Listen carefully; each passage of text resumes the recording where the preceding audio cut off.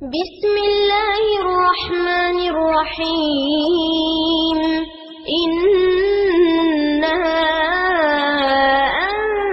أنزلناه في ليلة القدر وما أدراك ما ليلة القدر بسم الله الرحمن الرحيم إنا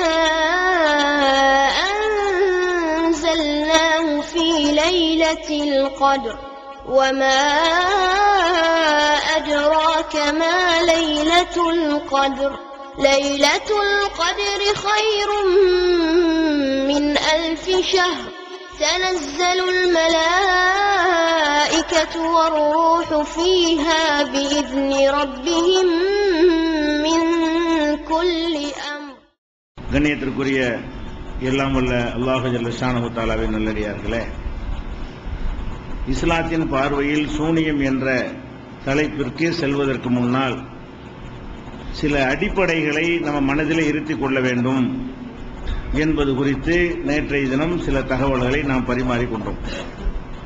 அந்த அடிப்படை என்னவென்று சொன்னால், குர்ஆனிலே சொல்லப்படுகிற ஒரு செய்தியை புரிந்து கொள்வதாக இருந்தால் அது பற்றி ஒட்டுமொத்த குர்ஆனில் சொல்லப்பட்ட கருத்து என்ன, அதுக்கு ஏற்ற வகையில் தான் அதை புரிந்து கொள்ள வேண்டும். இதுதான் குர்ஆனை புரிந்து கொள்ளக்கூடிய அடிப்படை என்பதை விளக்கினோம். இதை இன்னும் புரிந்து கொள்வதற்கு எளிமையாக சொல்வதாக இருந்தால், இப்ப தமிழ்நாடு தௌஹீத் ஜமாஅத்தினுடைய கொள்கை எல்லாருக்குமே தெரியும்.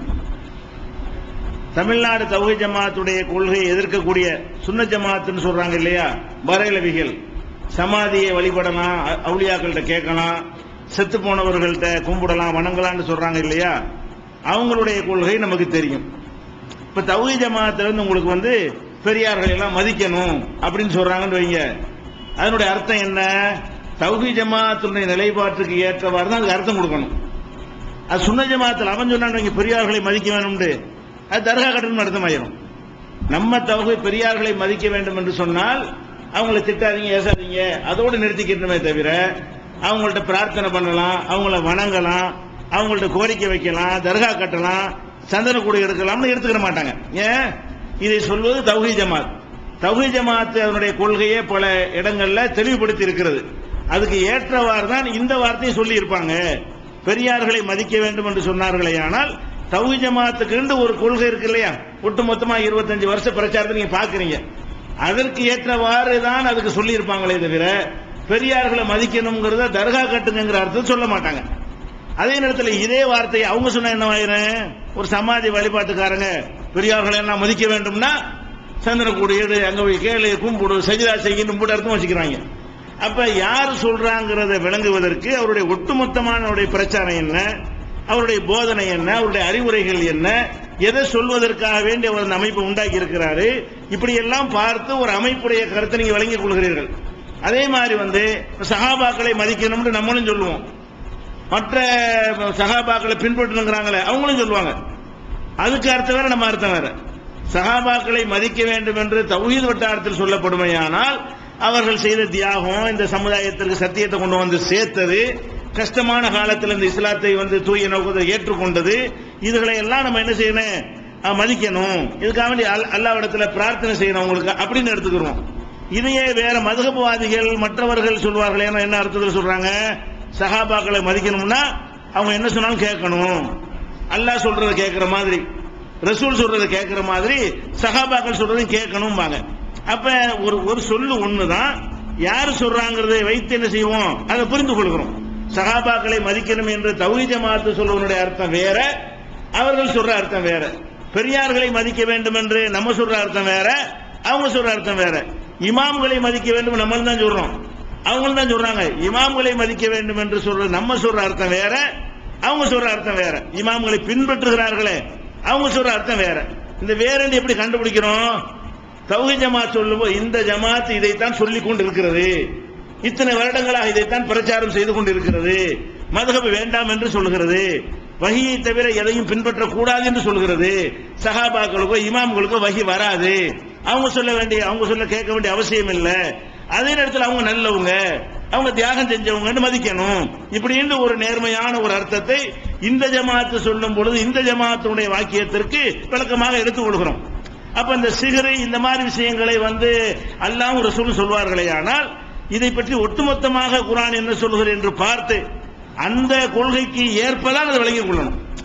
சிகர வழங்குவதா இருந்தாலும் சரி, ஜியாரத்து வழங்குவதா இருந்தாலும் சரி, எதை வழங்குவதா இருந்தாலும் சரி, ஒட்டுமொத்தமான குர்ஆனுடைய போதனை என்ன, ஒட்டுமொத்தமான நபி ஸல்லல்லாஹு அலைஹி வஸல்லமுடைய வழிகாட்டுதல் என்ன, இதை பார்த்து இதுக்கு ஏற்றவாறு தான் இந்த மாதிரியான சம்பவங்களை எல்லாம் விளங்கிக் கொள்ளணும். அந்த அடிப்படையில் உங்களுக்கு சில செய்திகள்லாம் சொல்லி காட்டணும். அதுல புகார்ல வந்திருக்கு, முஸ்லிம்ல வந்திருக்கு, அதை மறுக்கிறீங்களா, ஹதீஸை மறுக்கிறீங்களா என்றெல்லாம் கேட்பார்கள். ஹதீஸ் வந்திருக்கிறது, வந்திருந்தால் குர்ஆனுக்கு மாற்றமாக ஒட்டுமொத்த குர்ஆனுடைய கருத்துக்கு மாற்றமாக இருக்குமே, ஆனால் எப்படி ஏற்றுக்கொள்ள முடியும்? இதை ஏற்றுக்கொண்டீர்கள் எல்லாம் குர்ஆனை மறுக்கிற மாதிரி வருமே. நம்முடைய நம்பிக்கை என்ன? ஈமானுடைய ஒரு பகுதி ஆமன்து பில்லாஹி வ மலாயிகத்திஹி வ குத்துபிஹி, அல்லாஹ்வை நம்பணும், மலக்க நம்பணும், வேதங்களை நம்பணும். வேதத்தை நம்ப வேண்டும் என்று சொல்லும் பொழுது நீங்க இந்த ஒரு அறிவிப்பாளருடைய சொல்லை கேட்டுக்கொண்டு இதை நம்பினால் குர்ஆன் பொய்யாகி விடுகிறது. குர்ஆனுடைய விஷயம் என்னவாகிறது?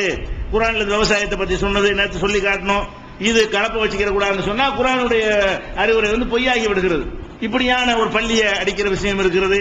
அதுதான் இப்ராஹிம் நபிக்கு ஊதி விட்டு நெருப்ப பெருசாக்குனது என்றெல்லாம் சொல்லப்படுறது இது குர்ஆனுடைய கான்செப்டுக்கு மாத்தம். அதை நம்பினா குர்ஆன் நம்ப இயலாது, குர்ஆன் நம்பினா அதை நம்ப இயலாது. இரண்டில் ஒன்றைத்தான் நம்ப வேண்டும் என்கிற ஒரு அடிப்படையில் அதை நம்ம என்ன செஞ்சிருக்கிறோம், நேற்று விளக்கி இருக்கிறோம். அதே மாதிரி பாருங்க, அல்லாஹ் குர்ஆன்ல பல இடங்கள் எடுத்து பார்த்தீர்களே, ஆனால் குர்ஆன் இந்த உலகம் எவ்வளவு நாள்ல படைக்கப்பட்டுச்சுன்னா 6 நாள்ல படைக்கப்பட்டுச்சுன்னு குர்ஆன் சொல்லுகிறது. இந்த உலகம் எல்லாம் ஒட்டுமொத்த உலகம் படைக்கப்பட்டது எடுத்துக்கொண்ட நாள் என்ன? 6 நாள். இந்த 6 நாள் என்பது 6 நாள் என்று அர்த்தம் கொடுப்பதா, 6 யுகம் என்று அர்த்தம் கொடுப்பதா, அது பல வியாக்கியானங்களுக்கு உட்பட்ட ஒரு விஷயம். ஏன்னோட நாள்னு சொல்வதா இருந்தால் சூரிய சந்திரன் எல்லாம் இருக்கணும். ஒண்ணுமே படைக்கிறதுக்கு முன்னாடி நாள் எப்படி இருக்கும் அப்படிங்கிற ஒரு டைம், ஒரு காலக்கெடுவத்தான் அது சொல்லுது என்று அதை எடுத்துக்கொள்றோம். தனி விஷயம். ஆனால் 6 நம்பர் போட்டு வருதா இல்லையா? 6 நாட்கள்ல உலகத்தை அல்லாஹ் படைத்தான் சொல்லி சித்தத்தி ஐயாமின் இந்த வாசகத்தை பல இடங்களில் குர்ஆன் சொல்லுகிறது. இந்த உலகம் படைக்கப்பட்டது 6 நாட்கள் எல்லாம் சேர்ந்து படைக்கப்பட்டு விட்டது. பூமியிலிருந்து சூரியன் சந்திரன் எல்லாம், வானம், மனித குலம், எல்லா உயிரினங்கள் அனைத்தும் படைக்கப்படுவதற்கு 6 நாட்கள் என்று அல்லாஹ் குர்ஆன்ல சொல்றான். இப்ப முஸ்லிம் என்கிற நூலில் இடம்பெற்றிருக்கிற ஒரு செய்தி என்னன்னு கேட்டா, 7 நாள் அல்லாஹ் உலகத்தை படைச்சான்னு வருது. வெள்ளிக்கிழமை அதை படைச்சான், சனிக்கிழமை இதை படைச்சான், ஞாயிற்றுக்கிழமை அதை படைச்சான்னு சொல்லி எல்லா நாளுமே படைக்கக்கூடிய நாள் என்று என்ன செய்கிறது, அதுல வருகிறது. இப்ப அல்லாஹ் 6 நம்பர் போட்டு சொல்றான். இந்த ஹதீஸ் நூல்ல அது அனைத்து சஹாபாக்களும் சேர்ந்து இதான் குர்ஆன் என்று நமக்கு அதை கொண்டு சேர்த்திருக்கிறார்கள். அதனுடைய அறிவிப்பாளர்கள் லட்சோப பேர் வழியாக அறிவிக்கப்பட்டிருக்கிறது. ஒத்த சஹாபி மூலமாக அறிவிக்கப்படுற ஒரு செய்தி சொல்கிறது, இது 6 நாள் இல்ல 7 நாளில் படைக்கப்பட்டது. அது கிழமையை போட்டு வெள்ளிக்கிழமை, அது சனிக்கிழமை, இது ஞாயிற்றுக்கிழமை, அது உள்ள டீப்பா அது போக தேவையில்லை. ஆனா 7 நாளில் படைக்கப்பட்டதாக அந்த செய்தி இருக்கிறது. முஸ்லீம் எடுத்து நீங்க பாத்துக்கலாம். இப்ப 7 நாள் வந்த உடனே இப்னு தைமியா நீங்க எல்லாம் கேள்விப்பட்ட ஒரு பெரிய அறிஞர் தான், அவர் இந்த ஹதீஸ் எடுத்து போட்டு இது ஏத்துக்கிற எல்லாத்துல நம்ம ஹதீஸ் மறுக்கிறோங்கிறாங்க. இது யார் சொல்றா? இப்னு தைமியா ரசூல் ஸல்லல்லாஹு அலைஹி வஸல்லம் சொன்னதாக இருந்தாலும், இது முஸ்லிமில் இடம்பெற்று இருந்தாலும், 6 நாளில் அல்லாஹ் படைத்ததா சொல்லும் போது 7 நாளில் படைத்ததாக ஒரு அறிவிப்பாளர் சொல்வாரேயானால் அது ஒருவருடைய சொல்லை கேட்டு குர்ஆனை பொய்யாக்க முடியுமா? 6 நாளில் படைக்கப்படல அந்த மறுத்தா தான் இதை ஏத்துக்கிற முடியும். 7 நாளில் படைக்கப்பட்டது என்று இந்த ஹதீஸை நீங்க ஏற்றுக்கொண்டீர்களே, ஆனால் 6 நாளில் படைக்கப்பட்டதுங்கிற இந்த குர்ஆன் வசனங்கள் பல இருக்குது இல்லையா, எல்லாமே மறுத்துறணும். எதை மறுக்க சொன்னீங்கன்னு கேட்கிற, குர்ஆன் மறுத்து ஏத்துக்கிறதா? ஒருவருடைய அறிவிப்புல மிஸ்டேக் வந்திருக்கலாம். அவர் என்ன ஆபத்துல கேட்டாரோ அவர் கரெக்டா சொல்லி, அந்த சஹாபி கரெக்டா சொல்லி, சஹாபிட்ட ஒருத்தர் கேட்டிருப்பார்ல அவர் உன்னோட கொண்டு பண்ணிட்டாரா, அல்ல அவர்கிட்ட அடுத்தவர் கேட்டிருப்பார்ல அவர்கிட்ட மிஸ்டேக் வந்துச்சா? அந்த நூலாசிரியருக்கும் சஹாபிக்கு மத்தியில் 5 அறிவிப்பாளர் வருவாங்க. அவரிடம் இருந்த அவர், அவரிடம் இருந்த அவர், அவரிடம் இருந்த அவர், இதுல யாரோ ஒருத்தர் மிஸ்டேக் பண்ணிருப்பாங்க, நமக்கு தெரியல. அதை கண்டுபிடிக்க வேண்டிய அவசியம் நமக்கு கிடையாது. குர்ஆனுக்கு மாத்தம் நம்ம எதுக்கு பார்க்கிறோம்? ஈமான பாதிக்க கூடாது. ஈமான் தான் அல்லாஹ் ஃபர்ஸ்ட் முதல்ல கேள்வி கேட்க போறான். செயல்கள் 2வது விஷயம். அல்லாஹ் விஷயத்துல நம்புறது அல்லாஹ்வுடைய சொல்லை பொய்யாக்கும் விதமாக ரசூலுல்லாஹ் சொன்னாங்க என்று சொன்னால், பொய்யாக்குவதற்கு வந்தாங்களா மெய்யாக்க வந்தாங்களா? ரசூலுல்லாஹ் ஸல்லல்லாஹு அலைஹி வஸல்லம் அனுப்பப்பட்டது அல்லாஹ்வுடைய சொல்லை மெய்ப்படுத்துவதற்கு வந்தார்கள். அல்லாஹ் சொல்வதை உண்மைப்படுத்தி காட்டுவதற்கு வந்தார்கள். 6 நாளில் அல்லாஹ் சொல்லுவது 7 நாள் என்று சொன்னா இது உண்மைப்படுத்துவதா பொய்ப்படுத்துவதா? கண்டிப்பா ரசூல் ஸல்லல்லாஹு அலைஹி வஸல்லம் சொன்னது இல்ல, சொன்னதை மறுக்கல, சொல்லவில்லை என்று மறுக்கிறோம். நம்ம எப்படி மறுக்கிறோம்? இதை நபிகள் நாயகம் ஸல்லல்லாஹு அலைஹி வஸல்லம் கண்டிப்பாக சொல்லி இருக்க மாட்டார்கள். இதுதான் குர்ஆனை அணுகிற ஹதீஸை அணுகக்கூடிய விதம் முறை. இது இப்னு தைமியா பத்தாவா இப்னு தைமியாங்கிற நூல்ல இதை எடுத்து காட்டி அவர் சொல்றாரு. இதோட இன்னொன்னு பாருங்க, இதுவும் புகாரில வரக்கூடிய 7001வது ஹதீஸ் எடுத்து பாருங்க. அதுக்கடுத்து 7002 அடுத்தடுத்து வரக்கூடிய 2 ஹதீஸ்கள் புகாரியில 7001 7002. இதுல இந்த சொல்லக்கூடிய செய்தி ஆட்கள்லாம் பார்த்தா யாருமே குறை உள்ள ஆட்களா தெரியல. அப்போ சஹாபி சொல்வாரு, சஹாபிட்ட இருந்து இன்னொருத்தர் சொல்வாரு, இன்னொருத்தர் சொல்வாரு, இன்னொருத்தர் இருந்து புகாரி இமாம் கிடைக்கும் இல்லையா? இந்த நபர்களை எடுத்து பார்த்தீர்களே ஆனால் நமக்கு தெரிந்த வரைக்கும் அந்த இமாம்கள் ஆராய்ச்சி செஞ்ச வரைக்கும் இவங்க எல்லாம் நல்ல ஆளுக்கு, நம்பிக்கையான ஆட்கள் முடிவு கொண்டுடுறாங்க. அப்ப நம்பிக்கையான ஆட்கள் வழியாக ஒரு செய்தி வரும்போது சரியான ஹதீஸ் என்ற முடிவை அவங்க எடுப்பாங்க. கரெக்ட் தான். அது எது வரைக்கும் அதை எடுக்கலாம்? குர்ஆனோடு உரசாம இருக்கிற வரைக்கும் தான் எடுக்கலாம். குர்ஆனுக்கு எதிராக வராம இருக்கிற வரைக்கும் தான் அதை எடுத்துக்கொள்ள முடியும். குர்ஆனுக்கு எதிராக வந்துருச்சுன்னு வைங்க, அப்ப அதை எடுத்துக்கொண்டோமே ஆனால் குர்ஆன் பொய்யாக்கிற வேண்டியும். எதிராக வரக்கூடிய நேரத்தில் ஒன்றை எடுத்துக்கொள்வதாக இருந்தால் எதை எடுக்கணும்? அதிக பாதுகாப்பு உள்ள குர்ஆனை எடுத்துக்கொள்ளணுமே தவிர ஓரிருவர் வழியாக வரக்கூடிய பாதுகாப்பு குறைவாக இருக்கக்கூடிய அந்த ஒரு நபர் செய்தி எடுத்துக்கொள்ள முடியாது. அது என்ன செய்தின்னு கேட்டீங்கன்னா, ரசூல் ஸல்லல்லாஹு அலைஹி இந்த ஹதீஸ் அர்த்தத்தை பாருங்க. நபி ஸல்லல்லாஹு அலைஹி வஸல்லம் அவர்கள் உம்மு ஹராம் என்கிற ஒரு அம்மாவுடைய வீட்டிற்கு அடிக்கடி போவார்கள். உம்மு ஹராம் என்கிற ஒரு அம்மாவுடைய வீட்டிற்கு போவார்கள். அந்த உம்மு ஹராம் யார் என்று கேட்டால் உபாதா பின் சாமித் என்பவருடைய மனைவி. உபாதா பின் சாமித் என்பவருடைய மனைவியாக இருந்த உம்மு ஹராம் என்பவருடைய வீட்டிற்கு போகக்கூடியவர்களாக இருந்தார்கள். ஒரு டைம் நடக்கல இது. அடிக்கடி ரசூல் ஸல்லல்லாஹு அலைஹி வஸல்லம் என்ன செய்வாங்க? உம்மு ஹராம் வீட்டுக்கு போவாங்களாம். தகல அலைஹா யௌமன், இதே மாதிரி ஒரு நாள் அவங்க போனாங்க. போன உடனே ஃபதாமத்துஹு, அவங்களுக்கு அந்த அம்மா என்ன செஞ்சாங்க? உணவு கொடுத்தார்கள். உணவு கொடுத்து ஜாலத்து துஃப்லி ராஸஹு, நபி ஸல்லல்லாஹு அலைஹி வஸல்லமுடைய தலையில் பேன் பார்க்க ஆரம்பித்தார்கள். அதாவது ரசூல் ஸல்லல்லாஹு அலைஹி வஸல்லம் வீட்டுக்கு போனாங்களாம். அந்த அம்மா என்ன செஞ்சாங்க? ஒருத்தருடைய மனைவின்னு வந்துருது. உபாதா பின் சாமித் என்பவருடைய மனைவி. ஒருவேளை கணவர் இருந்து சாப்பாடு கொடுத்தாங்க, அது வரைக்கும் ஓகே. இது வரைக்கும் வந்தா ஓகே. பேன் பார்க்கிற மேட்டர் பிரச்சனை. ஒரு வீட்டுக்கு போனோம்னா அவங்க அம்மா மட்டும் இருந்திருக்க மாட்டாங்க, புருஷன் இருந்திருப்பாரு, அப்படி எடுத்துக்கொள்ளலாம். சாப்பாடு கொடுத்தாங்கன்னா அப்படியும் கொடுக்கலாம் தானே, கணவர் இருக்கும்போது போய் சாப்பிட்டு இருப்பாங்க, அது வரைக்கும் எடுத்துக்கொள்ளலாம். அப்படி எடுத்துக்கொள்ள முடியாத வாசகங்கள் அதில் சேர்க்கப்படுது. எப்படி வருது? அந்த அம்மா என்ன செய்யறாங்கன்னா, ரசூல் ஸல்லல்லாஹு அலைஹி வஸல்லம் தலையில் பேன் பார்க்க ஆரம்பித்தார்கள். இப்ப நாம ரசூலுல்லாஹி ஸல்லல்லாஹு அலைஹி வஸல்லம் அப்படி பேன் பார்த்ததுலயே அப்படி சொக்கி போய் ரசூல் அங்கே தூங்கிட்டாங்க அப்படின்னு சொன்னா, பேன் பார்த்தல் என்பது ஒரு நெருக்கத்தையும் தொடுவதையும் ஒரு இணைப்பையும் காட்டக்கூடிய ஒரு விஷயம். இது புகாரியில 7001வது ஹதீஸா இருக்கிறது. அப்ப என்ன செய்யறாங்கன்னா, ரசூல் ஸல்லல்லாஹு அலைஹி வஸல்லம் சிரித்துக் கொண்டே திடீர்னு எந்திரிக்கிறாங்க. தூங்கி கொண்டிருந்த ரசூல் ஸல்லல்லாஹு அலைஹி வஸல்லம் அவர்கள் திடீர்னு சிரித்தவர்களாக எழுந்திருக்கிறாங்க. ஏன் சிரிக்கிறீங்க? அந்த அம்மா கேட்கறாங்க, ஏன் சிரிக்கிறீங்க? அப்ப அந்த தூங்குற நேரம் வரைக்கும் கிட்டே உட்கார்ந்துருக்காங்கன்னு வந்தது. பேனும் பார்த்திருக்கிறாங்க, தூங்கவும் செஞ்சுட்டாங்க. திடீர்னு சிரிச்சு கொண்டு எந்திரிச்ச உடனே அந்த அம்மா என்ன செய்யறாங்க? ஏன் சிரிக்கிறீங்கன்னு கேட்கறாங்க. அப்படின்னு என்ன அர்த்தம்? தூங்கப்பட்டீங்க போகவும் இல்லை, தூங்கிட்டு முடிக்கிற வரைக்கும் அங்கேயே உட்கார்ந்து பார்த்துட்டு இருக்கிறாங்க. நான் அப்ப ரசூல் ஸல்லல்லாஹு அலைஹி சொல்றாங்க, எனக்கு ஒரு காட்சி எல்லாம் எடுத்து காட்டினா, கடல் போர்ல ஒரு காலத்தில் பிற்காலத்தில் கடல் வழியாக ஒரு யுத்தம், அல்லாஹ்வுடைய பாதையில ஒரு போர் நடக்கும். அந்த போர்ல அல்லாஹ் முஸ்லிம்களுக்கு வெற்றியை கொடுப்பான். அந்த மாதிரி ஒரு காட்சியை நான் கண்டேன். அப்ப அந்த அம்மா என்ன கேட்கிறாங்கன்னா, உதுவுல்லாஹ யஜாலனி மின்ஹும், அவர்கள் என்னையும் ஒரு ஆளாக்குறதுக்கு நீங்க துஆ செய்யுங்க. இந்த கடல் போருக்கு போவாங்கல்ல, நானும் அதுல போய் நானும் அல்லாஹ்வுக்காக போரிட்டு நானும் அந்த உயிரை தியாகம் செய்யணும், துஆ செய்யுங்க. நீங்க அதுல உள்ள ஒரு ஆள் தான் ரசூலுல்லாஹ் சொன்னாங்க. பிறகு முஆவியா ரலியல்லாஹு அன்ஹுடைய காலத்தில் அந்த அம்மா அவர் கடற்படை வச்சிருந்தார் இல்லையா? 4 கலீஃபாக்களுக்கு அப்புறம் முஆவியா ஆட்சிக்கு வர்றாரு. அவருடைய ஆட்சி காலத்தில் கடற்படை எல்லா படைகளும் நல்லா வலுப்படுத்தினார். அந்த படையில இவங்களும் போய் சேர்ந்து கடற்பிரயாணத்தில் போய் என்ன செய்யறாங்க? யுத்தத்துக்கு போறாங்க. அப்ப கீழே விழுந்து இறந்துடுறாங்க. போருக்கு போனதுல இறந்தா ஷஹீதுடைய அர்த்தம் தானே, அந்தஸ்து தானே அப்படின்னு சொல்லி இது புகாரில 7002வது ஹதீஸ்ல வருது. இப்ப ஒட்டுமொத்தமா என்னன்னு கேட்டா, இப்ப மேட்டர் என்னன்னு கேட்டா, ரசூல் ஸல்லல்லாஹு அலைஹி வஸல்லம் அவர்களுக்கு ஒட்டுமொத்தமா ஒரு கேரக்டர் இருக்கா இல்லையா? இந்த சம்பவத்தை விட்டுருங்க, நபிகள் நாயகம் ஸல்லல்லாஹு அலைஹி வஸல்லம் எப்படி இருந்தாங்க, பெண்கள் விஷயத்தில் எப்படி நடந்து கொண்டார்கள், அது நம்ம எல்லாருக்குமே தெரியும். அப்ப அவங்க பையத்து செய்ய வரும்போது கையை நீட்டினா கூட அவங்க செய்ய மாட்டாங்க, தொட மாட்டாங்க. அந்த மாதிரி ரசூல் ஸல்லல்லாஹு அலைஹி வஸல்லம் நடந்து கொண்டார்கள். அவங்க கொண்டு வந்த மார்க்கம் நமக்கு என்ன சொல்லுது? கண் பார்வையை தாழ்த்திக் கொள்ளுங்கள், ஆணுக்கும் உத்தரவு பெண்ணுக்கும் உத்தரவு. நீங்கள் பார்வையை தாழ்த்திக் கொள்ள வேண்டும், பாதையில உட்கார்ந்தா கூட பாதையை தாழ்த்தி கொள்ளுங்கள் அப்படின்னு இந்த மார்க்கத்தில் என்ன செய்யப்படுது சொல்லி காட்டுகிறது. திடீர்னு பார்த்தா தப்பு இல்ல, ரெண்டாவது தடவை பார்க்கறது கூடாது என்றெல்லாம் ரசூல் ஸல்லல்லாஹு அலைஹி வஸல்லம் அவர்கள் அதை கண்டிக்கிறாங்க. அப்ப ஒரு வீட்டுல போற அந்த பர்மிஷன் வாங்கி தான் போகணும், பல மாதிரி இருப்பாங்க என்று குர்ஆன்ல அல்லாஹ் சொல்லி காட்டுகிறான்.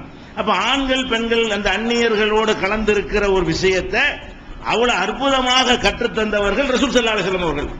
அவ்வளவு அற்புதமாக கற்றுத்தந்த வேதம் திருக்குர்ஆன். அப்ப திருக்குர்ஆன்ல இந்த ஒழுக்கத்தை கற்றுத்தந்த அளவுக்கு வேற எந்த ஒரு வேத நூல்ல நீங்க பார்க்க முடியாது.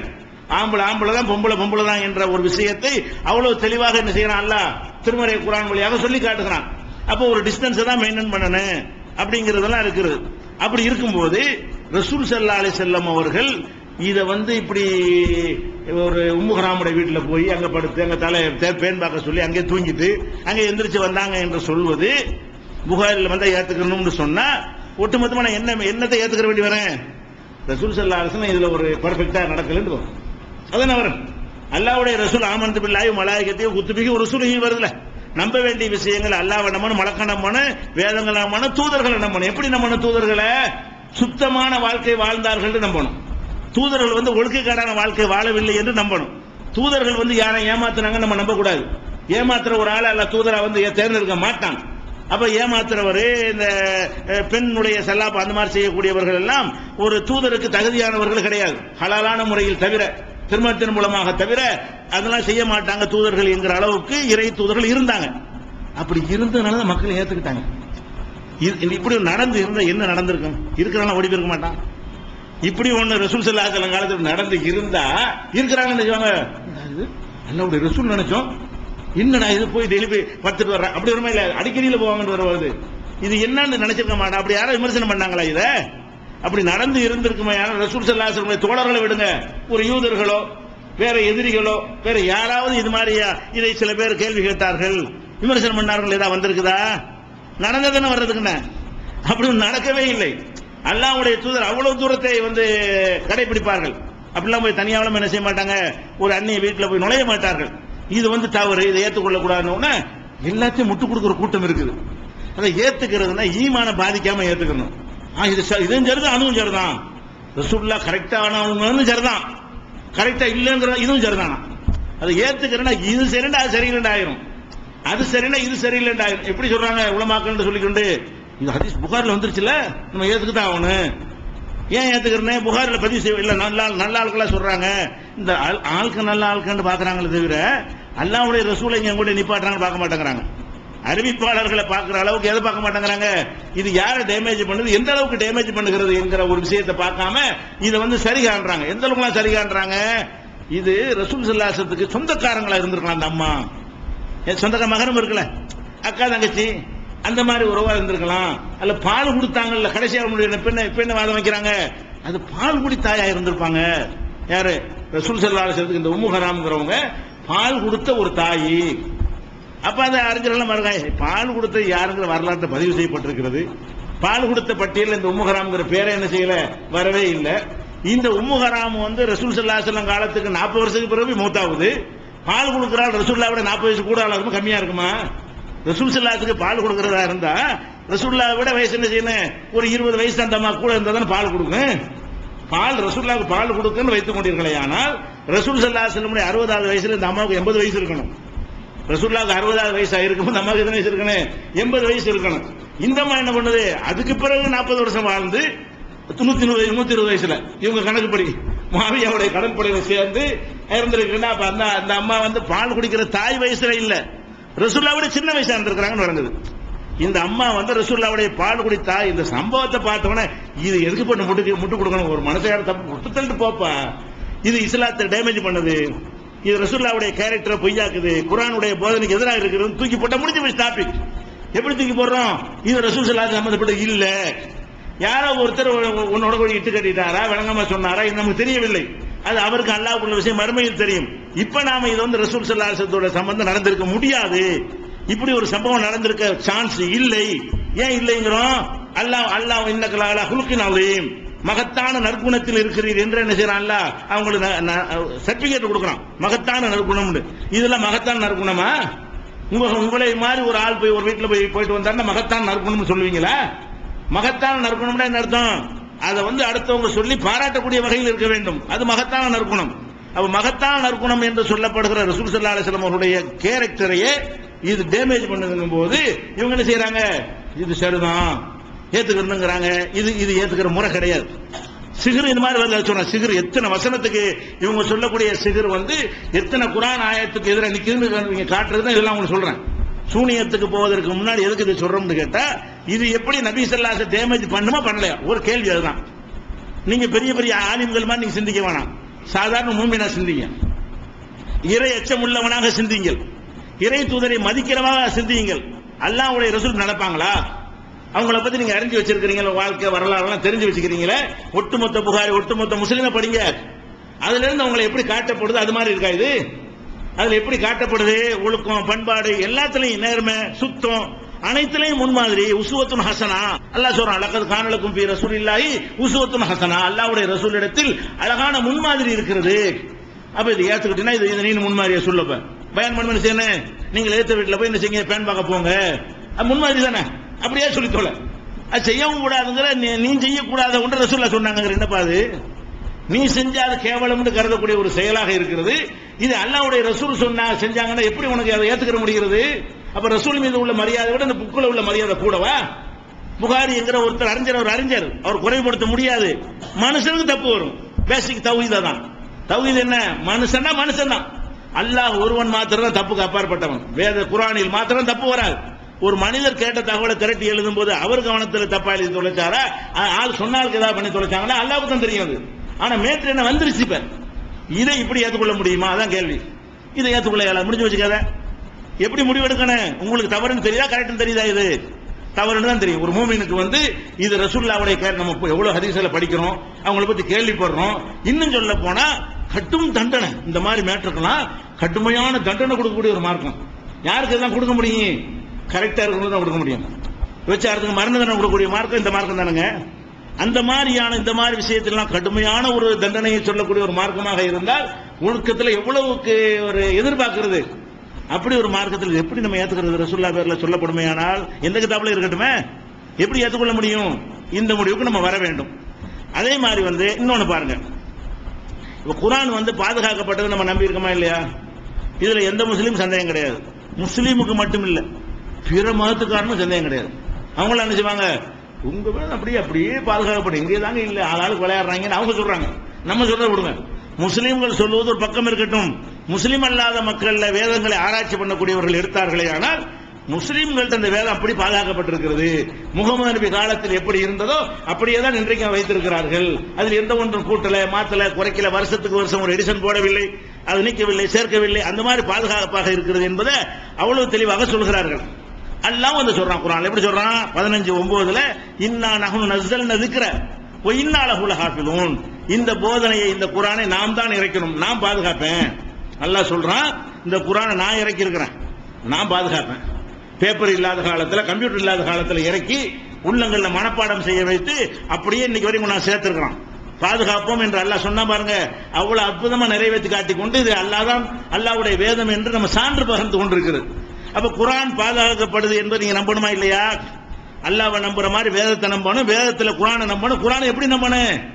குர்ஆன் இறைவனால் அருளப்பட்டு கியாம நாள் வரைக்கும் பாதுகாக்கப்படும் நம்பணும். இன்றைக்கு வரைக்கும் மட்டும் இல்ல, உலகம் அழிகிற காலம் வரைக்கும் குர்ஆன் இப்படிதான் இருக்கும்.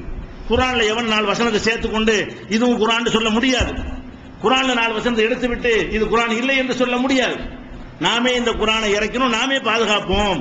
அப்படி ஒருத்தன் சொன்னால் இஸ்லாத்துக்கு வெளியே தான் போயிடுவானே தவிர இஸ்லாத்துக்கு உள்ளே இருந்து கொண்டு சொல்லவே முடியாது என்கிற அளவுக்கு பாதுகாக்கப்பட்டு இருக்கிறது.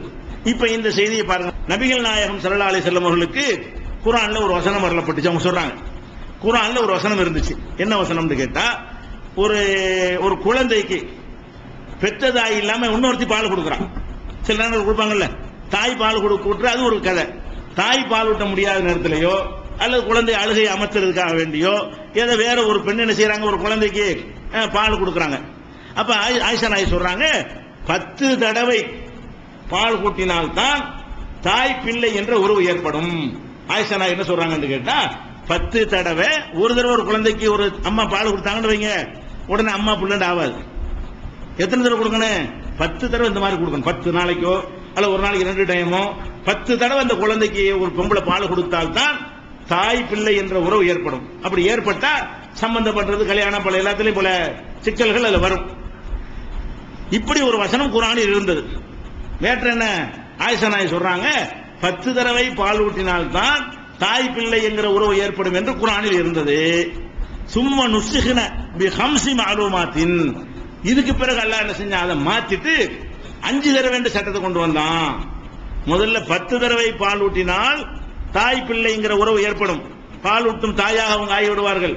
இந்த அம்மாவுக்கு ஒரு பையன் இருந்தாங்கன்னு வைங்க, அந்த பையனுக்கு அந்த பொண்ணு கல்யாணம் பண்ண முடியாது. ஏன், அந்த அம்மா வந்து பொம்பளைக்கு பால் ஊட்டின உடனே மகள்தான் ஆயிடுச்சு.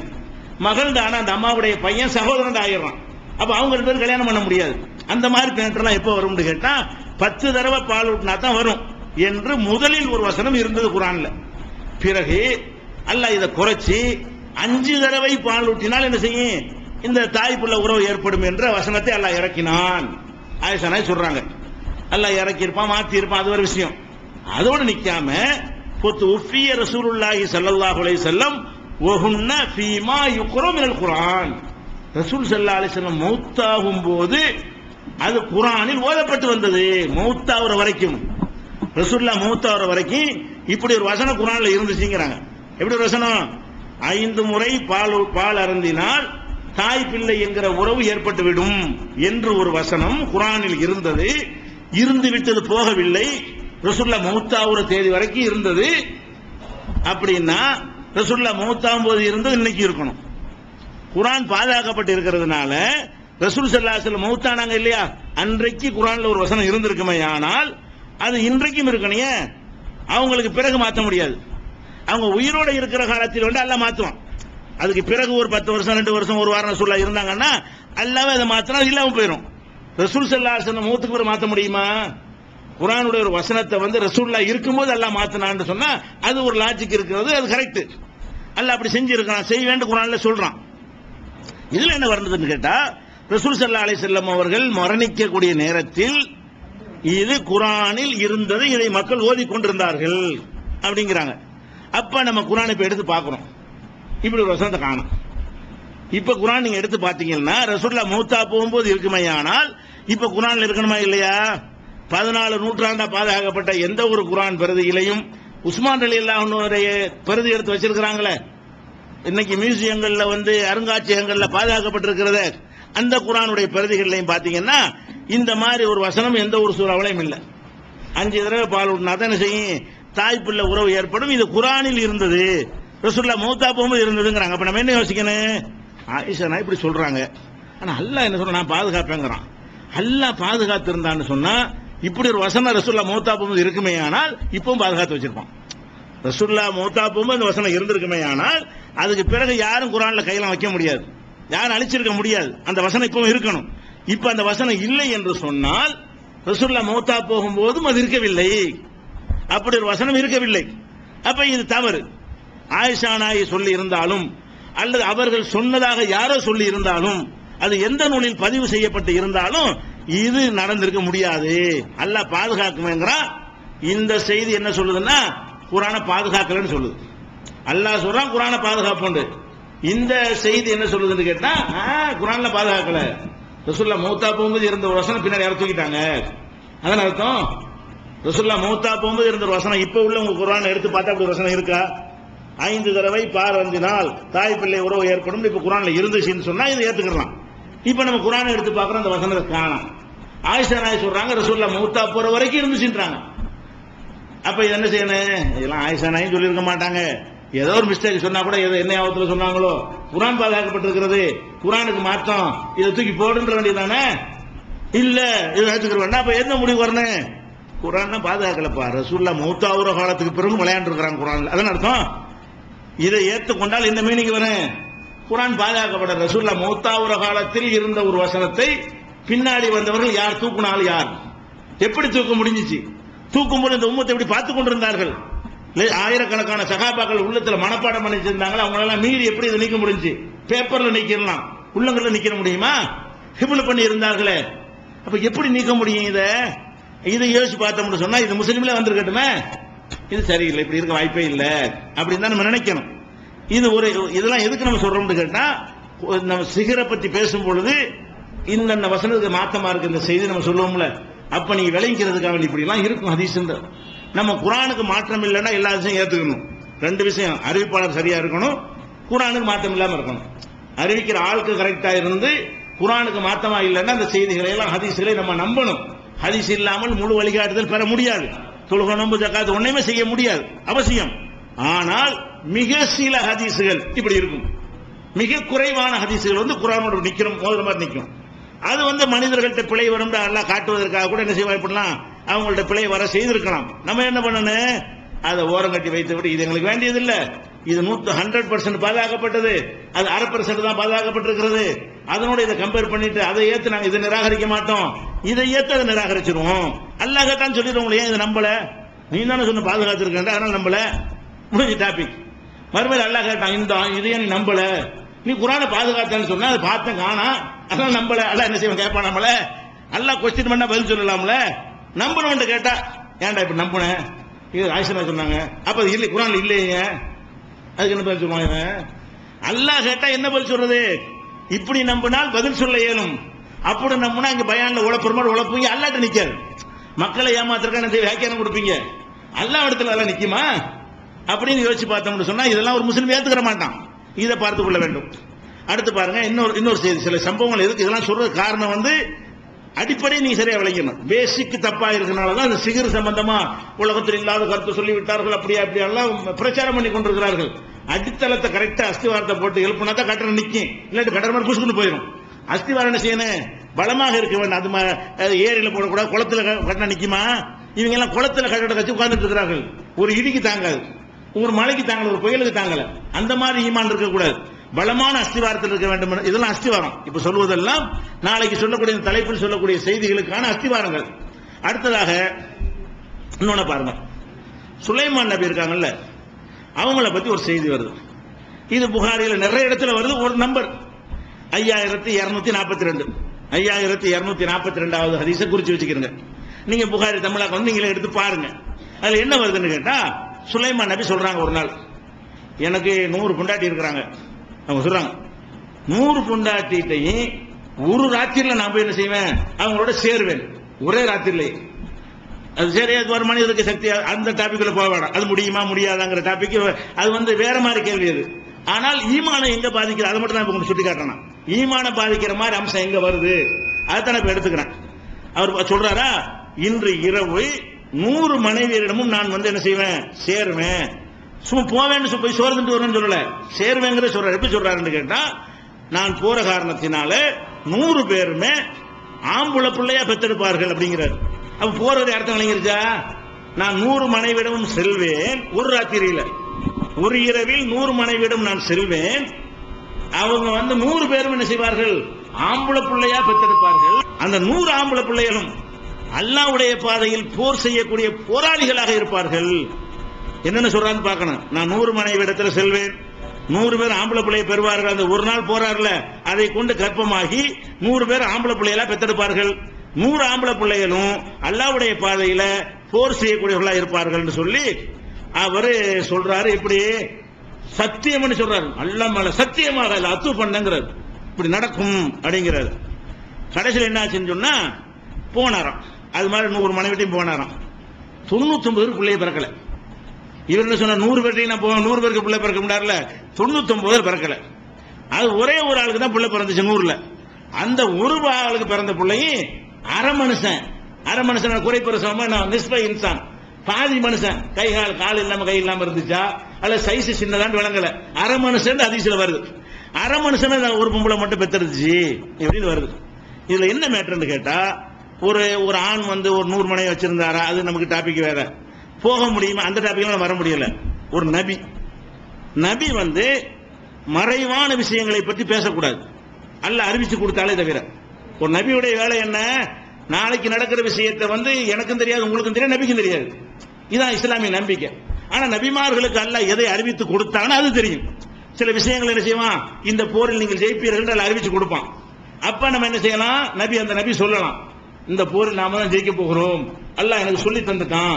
இது மறைவான விஷயம் கிடையாது. அல்லாஹ்ட்ட இருந்து செய்தியே வரல, நம்ம தான் ஜெயிப்போம் அப்படின்னா முடிஞ்சு வச்சுக்காத. அப்படி ரசூல் ஸல்லல்லாஹு அலைஹி வஸல்லம் ஒரு சொல்லிவிட்டு கடுமையான அல்லாஹ்ட்ட கண்டனத்துக்கு ஆளானாங்க. என்ன சொன்னாங்க? உஹது போர்ல உங்களை அடிச்சு ரத்தம் வர வச்சு மூர்ச்சையாக்கி கடுமையான வேதனைக்கு உள்ளாக்கும் பொழுது என்ன செய்தாங்க? கைஃப யுஃப்லிஹு கௌமுன் சஜ்ஜு வஜ்ஹ நபியிஹிம் பித்தமி, நபியுடைய முகத்தில் ரத்த சாயம் பூசியவர்கள் எப்படி ஜெயிப்பார்கள்? என் முகத்தில் ரத்த சாயம் பூசி ஜெயிச்சிருவேனி? இது அல்லாஹ்ட்ட அறிவிச்சு வரல, அவங்களா கோபத்தில் சொல்லிட்டாங்க, வேதனை தாங்காம சொல்லிட்டாங்க. அல்லாஹ் என்ன பண்ணா?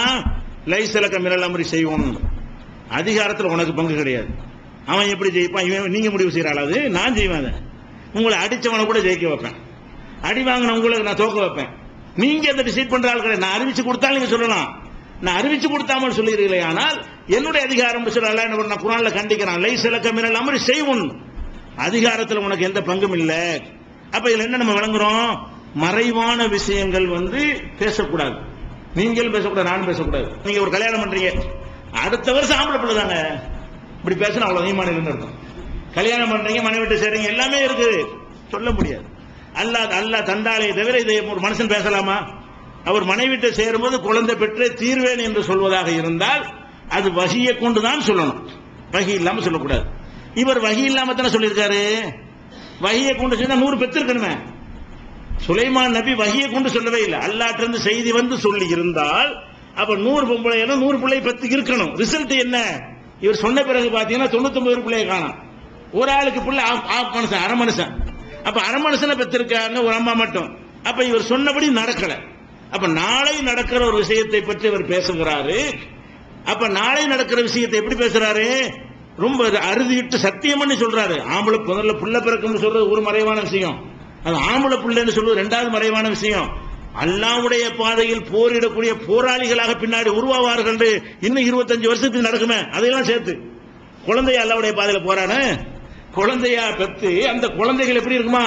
வளர்ந்து இளைஞனாகி அல்லாஹ்வுடைய பாதையில போராடும் சொன்னா அவ்வளவு சாலிஹான பிள்ளைங்க, அல்லாஹ்வுடைய பாதையில ஜிஹாத் பண்ணுவாங்க. இப்படியான பிள்ளைய 100 பேர் ஒரு நாள்ல பெற்று காட்டுறேன் அப்படின்னு சொல்லி இவர் என்ன செஞ்சிருக்காரு? சுலைமான் நபி சொன்னதாக ரசூல் சொன்னதாக, சுலைமான் நபி இப்படி சொன்னார்கள், வேற யாராவது சொன்ன தூக்கி போட்டு போயிடலாம். இதை யார் சொன்னாங்களா?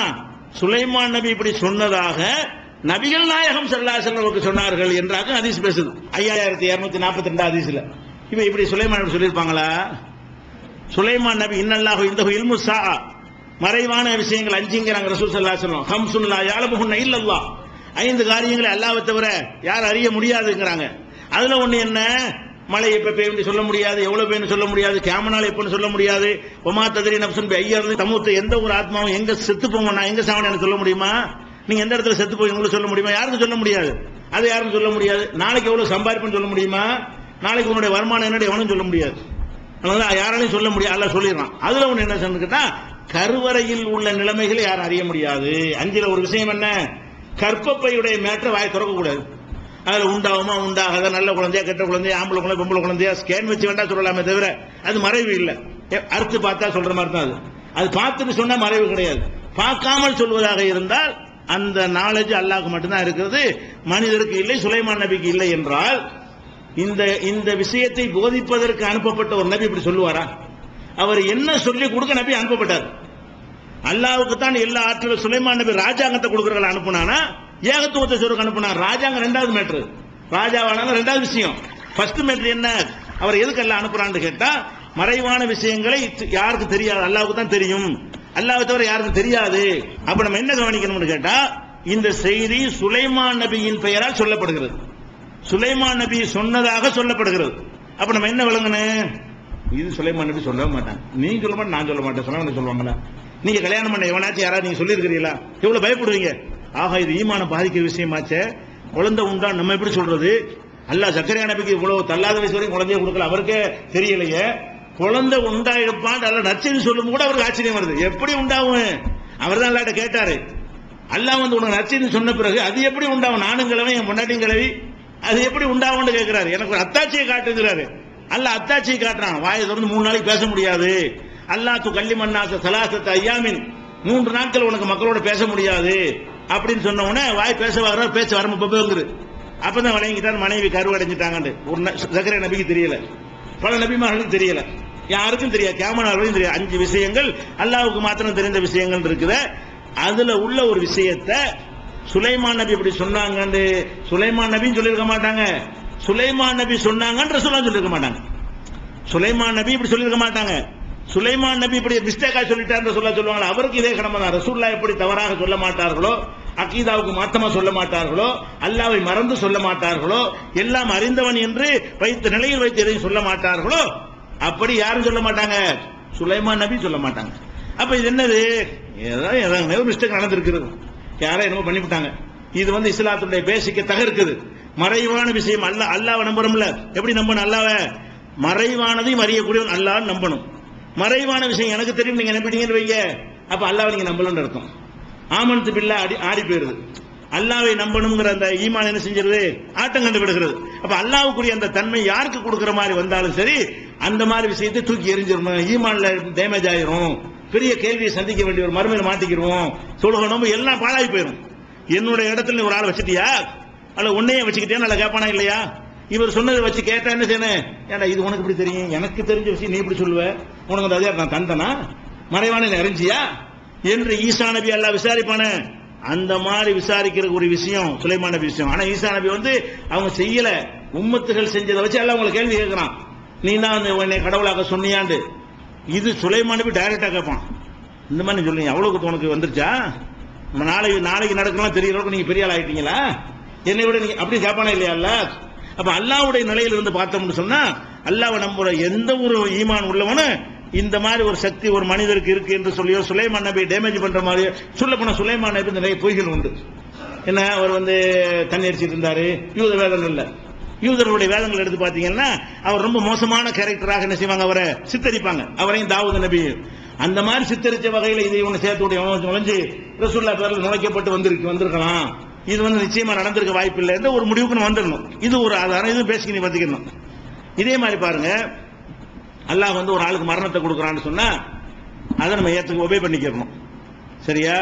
இப்ப அல்லாஹ் என்ன செய்யறான்னா, மலக்குல் மௌத் இருக்காருல்ல, ஒவ்வொரு மனுஷனை உயிரை வாங்குறதுக்கு ஒரு ஆள் நியமிச்சு வச்சிருக்கான். மலக்குல் மௌத்தை பிடிச்சி என்ன செய்யறான், மூசா நபிட்ட எல்லாம் அனுப்புறான்.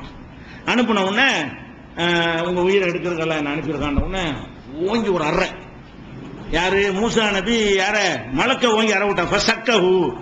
ஓங்கி ஒரு அறையை விட்டுட்டாரு.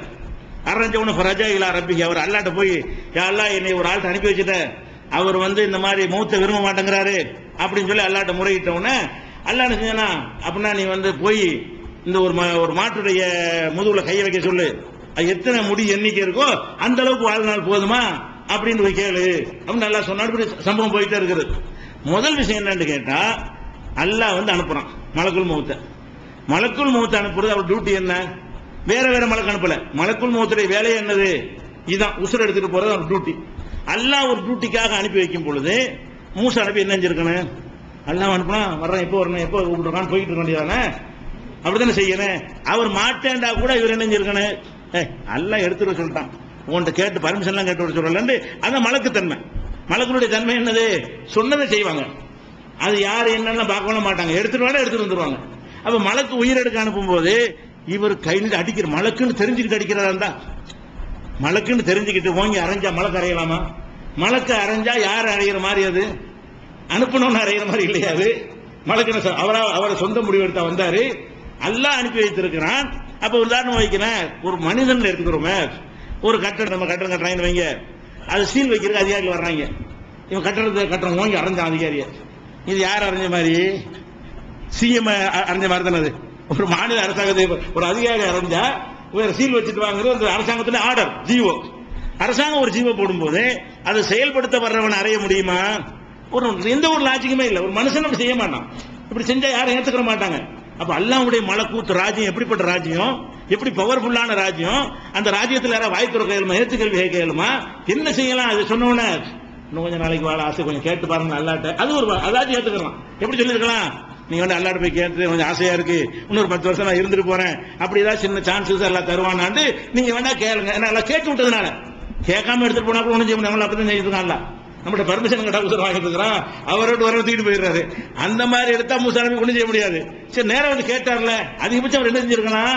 அல்லாஹ் நான் கட்டுப்படுறேன், ஏதாச்சும் ஒரு வாய்ப்பு பண்ணி தர முடியுமா அந்த கேட்டுவாங்க அப்படின்னு சொல்லலாம். அப்படின்னு சொன்னா ஏத்துக்கலாம். சரி, ஒரு கோரிக்கை வைக்கிறாரு. இது எப்படி இருக்கிறது? என்னது இப்படிங்கிறாரு. ஓங்கி ஒரு மலக்கு அறையிறாரு. அப்ப மலக்குங்கிற ஒரு பவர்ஃபுல்லான அது ஒரு விஷயம், அறைய முடியுமாங்கிற விஷயம். திருப்பி அடிச்சா முடிஞ்சு வச்சுக்கல. ஒரு மலக்கு ஒரு ஊரை பரட்டி போடுவாரு. மலக்கு என்ன செய்வாரு, கெட்ட செயல் செஞ்ச ஊர்களுக்கு அனுப்பப்பட்ட மலக்கு என்ன செஞ்சாங்க, அப்படி கையை விட்டு தோண்டி தலகு போட்டு பரட்டிடுவாங்க, தோசையை போட்ட மாதிரி. பஜால்னா ஆலியகா சாபிலா, கீழ்ப்புறத்தை மேல்புறமாக்கிட்டோங்க. அல்ல அந்த மாதிரி புரட்டக்கூடிய வலிமை உள்ளவர்களா. மலக்குன்றால பவர்னு அர்த்தம். மலக்கு அர்த்தம் என்ன, மலக்குன்றால் ஆற்றல் அர்த்தம். அப்ப ஆற்றலுங்கிறது பேரே ஆற்றல் கொடுக்கப்பட்டவர்கள். அங்க ஒரு செகண்ட்ல இங்க இறங்குவாங்க, அடுத்த செகண்ட் அங்க நிற்பாங்க. இந்த மாதிரி ஆற்றல் படைத்தவர்களை அவர்களோடு ஒப்பிட முடியாத அற்பத்தில் அற்பமா இருக்கக்கூடிய மனிதர்கள் அறைய முடியுமா, அடிக்க முடியுமா, அவர் அறை வாங்கிட்டு ஓட முடியுமா? இதெல்லாம் என்ன, இதெல்லாம் ஒரு பிராண இதிகாசங்கள் மாதிரி நமக்கு தெரியலையா? இப்படிதான் இந்த இஸ்லாமுடைய ஃபண்டமெண்டல் நமக்கு இருக்கிறதா? அல்லாஹ் சொல்வதை வானவர்கள் எப்படி கேட்பார்கள், வானவர்கள் சொல்வதை நபிமார்கள் கேட்பார்கள். யாரும் ஏற்று பேச மாட்டார்கள். அதிகபட்சமா ஆசை இருந்தால் கோரிக்கை வைப்பார்கள், பிரார்த்தனை செய்வார்கள். இவ்வளவுதான் நடக்க முடியும். அப்ப இது புகாரில 3407 ஹதீஸ் படிங்க. 3407 படிச்சா கண்ணத்தில் அரைஞ்ச எல்லாமே வருது. என்னடா இது, நம்ம இதை நம்பணும்னு சொன்னா அப்ப என்ன வருது, அல்லாஹ்வையும் ஏத்து பேசலாம்னு வருது. இந்த மாதிரி ஏத்து பேசினாலும் எல்லாம் என்ன பண்ணுனா, ஒரு நபி ஏத்து பேசினார், ஏத்து நடந்தார். ஒரு நபி, எந்த நபி, யூனுஸ் நபி. யூனுஸ் நபி அந்த ஒரு சமுதாயத்துக்கு அனுப்பப்படுறார். அவர் அந்த மக்களுக்கு பிரச்சாரம் பண்றாரு, கேட்க மாட்டேன்ட்டாங்க. யாரெல்லாம் இவங்க கேட்கிற மாதிரி இல்லை, அழிச்சு போடுன்னு பிரார்த்தனை பண்ணி விட்டாரு. அல்ல என்ன பண்ணிட்டான், ஊரை அழிக்க போறேன், ஊரை காலி பண்ணிட்டு போயிரு, நல்ல மக்களை கூட்டிட்டு ஊரை விட்டு காலி பண்ணிரு, இவங்களை நான் பாத்துக்கிறேன் நல்லா அனுப்பி விட்டான். அவர் போயிட்டாரு. போயிட்டு திரும்பி வர்றாரு. என்ன நினைச்சிட்டு வர்றாரு, எல்லாரும் காலியா இருப்பாங்க, ஊரே அழிஞ்சு நாசமா இருக்கு, இருக்கிற பணத்தை அடக்கி விட்டு நம்ம வீட்டுல போய் ராஜ்யம் பண்ணுவோம்னு வர்றாரு. வந்து பார்த்தா ஜெயன்னு திருவிழாவா இருக்கு ஊரு. வந்து உள்ள பாக்குறேன்னு செய்து ஊர் அழிக்கப்படல, ஊர் மக்கள் சந்தோஷமா இருந்து கொண்டிருக்கிறார்கள். இவருக்கு கோபம். என்ன கோபம், நம்மள்ட்ட அழிக்கிறேன்னு சொல்லிவிட்டு இவங்களை ஜெயச்சந்திர அல்லா வச்சிருக்கிறான்னு அல்லாட்ட கோபம். இவர் நினைச்சிருக்கனே, அல்லா நடந்துருக்கு, என்ன அல்லா நீ தான் அழிக்கிறேன்னு சொன்னா அது ஓகே. விளக்கம் கேட்பதற்காக வேண்டிய ஆட்சேபனை கேட்க முடியாது. அல்லாட்ட விளக்கம் கேட்கறதுக்காக நபி கேட்கலாம், எல்லாம் நடந்திருக்கேன், என்ன எனக்கு புரியலையே. இல்லப்பா அவங்க மன்னிப்பு கேட்டாங்க. இவர் போன பிறகு அந்த மக்கள் எல்லாம் கூடி, எல்லாம் நாங்க தெரியாம செஞ்சுட்டோம், அந்த அறிகுறிகள் எல்லாம் வானத்துல வருது, எங்களை அழிச்சுக்கூடாது என்று சொல்லி சம்பந்தப்பட்ட மன்னிப்பு கேட்ட உடனே அல்லாஹ் மன்னிப்பு எடுத்து விட்டுட்டான். இதை சொல்லி இருந்தா மேரேஜ் ஈஸியா முடிஞ்சிருக்கும். இவர் என்ன பண்றாரு, அது எப்படி என்கிட்ட வந்து அழிக்கிறேன்னு சொல்லிவிட்டு கடைசியில் அவங்களை ஜெயச்சந்திர விடுறேன்னு சொல்லி கோச்சிட்டு போறாரு. அப்படின்னு நான் சொல்றேன். அல்லாஹ் குர்ஆன்ல அப்படி சொன்னான், இதுதான் முகாலிபன். இந்த மீன் வயிற்றில் இருந்தாரே, பேரை கூட சொல்ல மாட்டேங்கிறான். ரன்னூன் என்றால் மீன் வயிற்றில் ஒருத்தர் இருந்தாரே, அவரை நினைவு கூறுவீராக.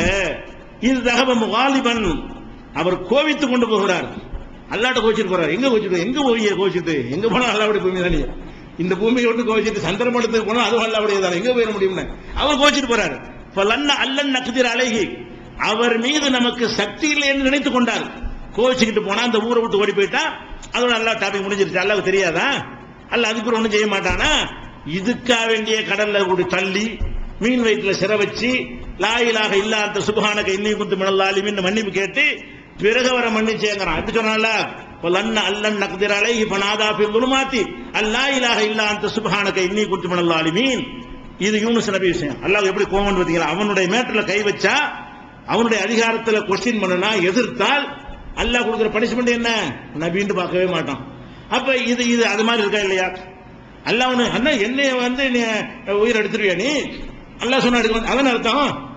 ஏன் உயிர் எடுக்க வந்து அவ்வளவு தெரியும் உனக்கு வந்திருக்கான்றதுக்கு மீனிங். இப்படி ஒரு மூசா அனுப்பி அதை சொல்லிக் கொடுக்க வந்தாங்க. அல்லாண்டா யாருங்கிற அச்சத்தை சொல்லிக் கொடுக்க வந்தாங்களா? இரையச்சம் உடையவர்களாக அந்த மக்களை மாற்றுவதற்கு வந்தாங்களா? கண்ட மாதிரி நடந்து கொண்ட அந்த மக்களை எல்லாம் அல்லாஹ்வை மட்டும் பயப்படக்கூடிய சமுதாயமாக மாற்றுவதற்கு தானே பிறவனை இடத்துல நின்றாங்க. அந்த பிறவன் நான் தான் இறைவன் சொல்லிட்டு இருந்தானே, அவனை மீறி ஒழிக்கிறதுக்கு தானே வந்தாங்க. இது நானே, அவங்களும் நானே இறைவன்ட்டாங்களே. பேர் நான் தான் இறைவன் சொன்ன பிறவனை ஒழிக்க வந்துவிட்டு இவங்களும் நான் தான் இறைவன் மாதிரி நடக்கிறாங்கன்னா எப்படின்னு, எதை ஒழிக்க வந்தாங்களோ அவங்க செய்வார்களா? அப்ப இது மூசா நபி செய்த கான்செப்ட் தப்பு, இருக்கவே முடியாது. அல்லாஹ் குர்ஆன் என்ன சொல்றான்னு கேட்டா, யூனுஸ் நபி சம்பவத்தை சொல்லிவிட்டு வலா தகுன் சாஹிபில் ஹூத், முகமதே நீ இந்த மீன் வயிற்றுல இருந்தாரே அந்த ஆள் மாதிரி ஆயிடக்கூடாது. நான் ஒன்னு சொன்னா அதை எதிர்க்கிறது, அதில் அப்ஜெக்ஷன் பண்றது, அது கோவிச்சுக்கிற இந்த விளையாட்டு இருக்கக்கூடாது. எல்லா நபியையும் சொல்லிவிட்டு இவங்கள மாதிரி நடங்குறான். நபிமார்களை பற்றி சொல்லும் பொழுதெல்லாம் அதை சொல்லி ரசூலுல்லாஹ் என்ன செய்வான், நீயும் அவர்களை போல நடன்னு சொல்லுவான். யூனுஸ் நபியை சொல்லும் போது மட்டும் என்ன சொல்றான்னு கேட்டா, இவர் மாதிரி நடக்காதங்கிறான். வலா தகுன் சாஹிபில் ஹூத், இந்த மீன் வயிற்றில் இருந்தாரே ஒருவர், அது அவர் நபிதான், அவர் மாதிரி நீ ஆகிவிடாதே. நான் என்ன சொல்றேன் அப்படி கேட்கணும், என்னை எதிர்த்து பேசக்கூடிய ஒரு நிலைக்கு நீ வந்துவிடக்கூடாது என்று எச்சரிக்கிறான. அவ்வளவு எச்சரிக்கைக்குரிய ஒரு செயலையா ஒரு மூசா நபி செய்து விடுவார்கள்? அப்படின்னா அவர்களுக்கு இது மாதிரி வசனம் இறங்கி இருக்குமே, உலகத்தை கொடுக்க மூசா, இந்த மூசாவை போல் நீ ஆகிவிடாது நல்லா சொல்லியிருப்பானே நடந்து இருந்தால். அப்ப அல்லாஹ் கண்டிக்கவும் இல்லை, அல்லாஹ் கெஞ்சிரான். அப்ப நம்ம கேட்டுட்டு வா, இன்னொரு கேட்டுட்டு வா. இது எப்படி என்னமோ இது அல்லாஹ்வுடைய ராஜ்யம் நடக்கிற மாதிரி தெரியல, மூசா நபியுடைய ராஜ்யம் நடக்கிற மாதிரி இருக்கிறது. இப்படி ஒரு மேட்டர் வந்து இஸ்லாத்துல கிடையாது. ஒட்டுமொத்த குர்ஆனை நீங்க படிச்சு பார்த்தீங்கன்னு சொன்னா, ஒட்டுமொத்த நபிமார்களுடைய போதனை வைத்து பார்த்தீர்களே ஆனால் இது ஏகத்துவத்தை குழி தோண்டி பதிக்கக்கூடிய, அல்லாஹ்வுக்கு ஒண்ணுமே இல்லை, ஒரு பவரும் இல்லை, அல்லாஹ் மற்றவங்களுக்கு பயந்து நடக்கக்கூடிய ஒருத்தன், மற்றவங்களை சார்ந்து மற்றவங்களுக்கு ஏற்றவாறு நடக்கக்கூடியவன் அப்படிங்கிற மாதிரி கருத்து வருது. இப்ராஹிம் நபிக்கு அல்லாஹ் அதை கொடுக்கல. இப்ராஹிம் நபி என் குடும்பத்தை எல்லாம் அதெல்லாம் முடியாதுட்டான்ல, லா யனாலு அஹதுல் ஸாலிமீன், அநியாயக்காரங்களுக்கு என்னுடைய உறுதிமொழி எல்லாம் கிடையாதுன்னு சொல்லிட்டான்.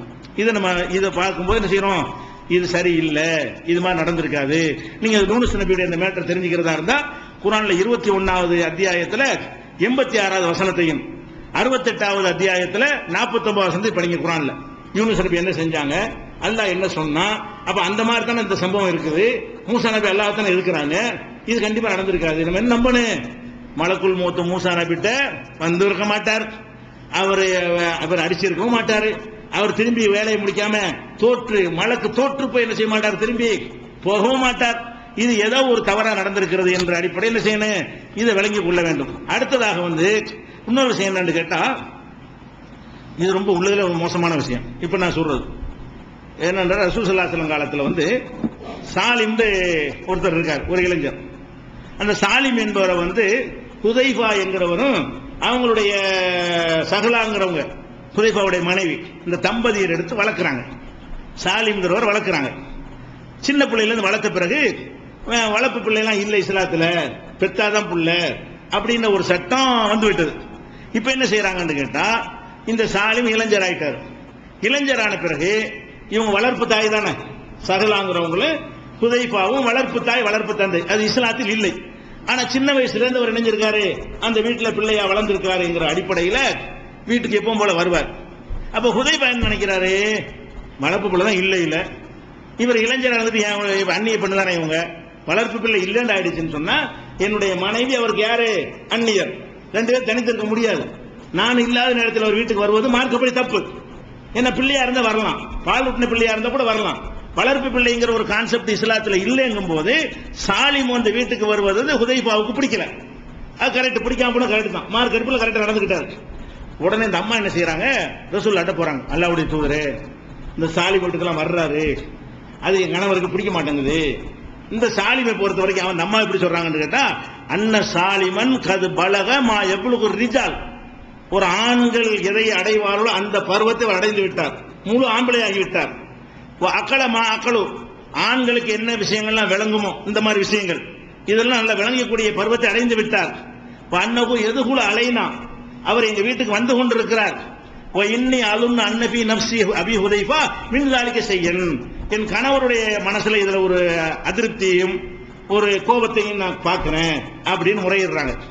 அப்ப ரசூல் ஸல்லல்லாஹு சொல்றாங்க, ஒரு பஞ்சாயத்தும் கிடையாது, அந்த சாலிமை கூட்டிட்டு போய் நீ பால் கொடுத்துரு.